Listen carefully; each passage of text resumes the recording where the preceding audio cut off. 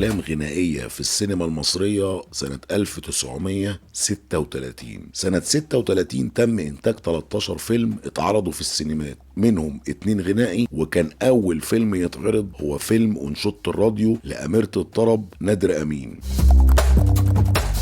اللي للأسف حظها كان وحش واعتزلت بدري، رغم انها كانت اول مطربة تغني في السينما المصرية في اول فيلم غنائي في السينما، فيلم أنشودة الفؤاد سنة 32. كان مخرجه ماريو فولبي. الفيلم للأسف فشل لأن المخرج كان أجنبي وده فيلم غنائي شرقي، فالتركيبة مش نافعة، ورغم كده يعتبر أول فيلم غنائي وتاني فيلم ناطق في السينما المصرية، واتكلمنا عن الفيلم بالتفصيل في حلقة 27. الفيلم التاني ليها كان سنة 34، كان اسمه شبح الماضي مع شركة كوندور فيلم، المخرج إبراهيم لاما، حلقة 44. تالت واخر فيلم غنائي لنادرة في السينما هو فيلم أنشودة الراديو، اللي اتعرض في يناير سنة 36 في سينما النهضة في القاهرة، استمر عرضه أسبوعين. الفيلم إنتاج بهنا فيلم، في تاني فيلم ليهم مع نادرة، قصة وإخراج وتصوير توليو كياريني، مصور العصر الذهبي للسينما وأول من أدخل الإضاءة الناعمة في السينما.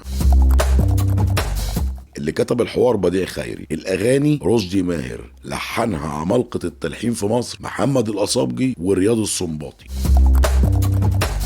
ملخص القصة: نادرة صوتها حلو وجوزها عبده بيشجعها عشان تغني في الإذاعة. عبده بيوصله جواب إن نادرة بتخونه مع أحد تلامذته اسمه أحمد. عبده بيوهم اللي حواليه إنه انتحر عشان يتأكد من سلوك مراته نادرة، ولما بيتأكد بيرجع. لعب دور عبده بشارة وكيم، اللي كان له نصيب كبير من أفلام السنة، اشتغل في 3 أفلام سنة 36، فيلم مع الريحاني، فيلم مع بديع مصابني، وفيلمنا.